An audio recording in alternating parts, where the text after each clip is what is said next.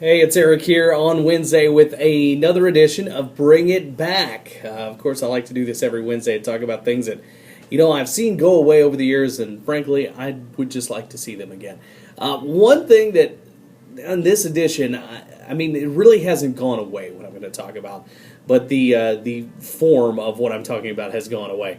Let me explain.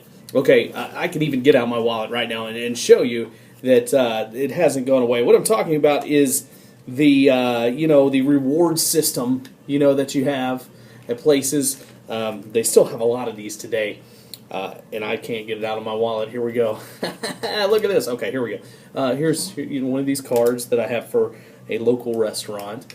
Let's see. Here's another one. Yeah, I have for a local restaurant.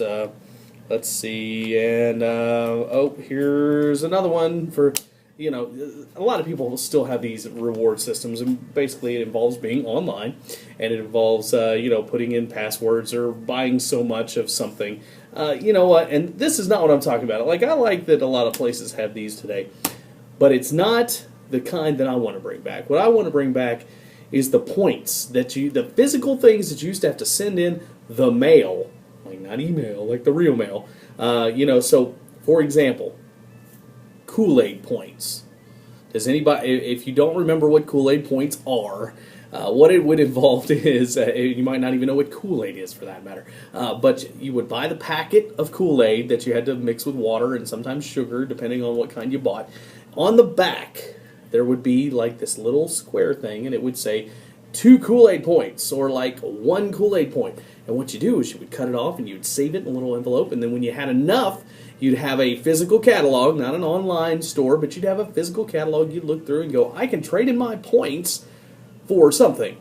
So, for example, you could take your Kool-Aid points when you got enough and you'd trade it in, and you'd get a little comic books where the Kool-Aid man would fight the evil Scorch, which was like a guy that was on fire. I had those. You could also trade it in for the pitcher and mug set, where you could drink your Kool-Aid out of this stuff that you purchased with your Kool-Aid points. And yes, you would send it in the mail, and you would trade it in for that kind of thing.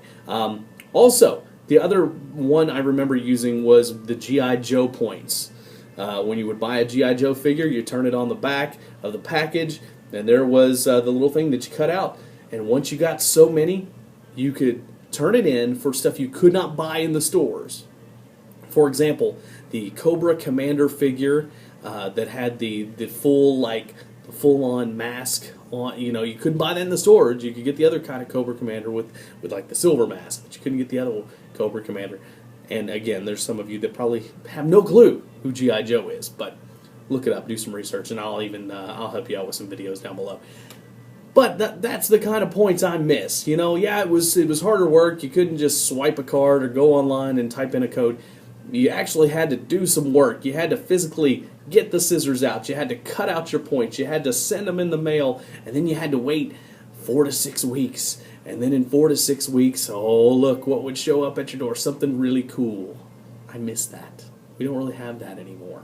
Everything's online, which it makes things convenient. But there's something to be said for that envelope of hand-cut points to turn in for cool stuff. Bring it back.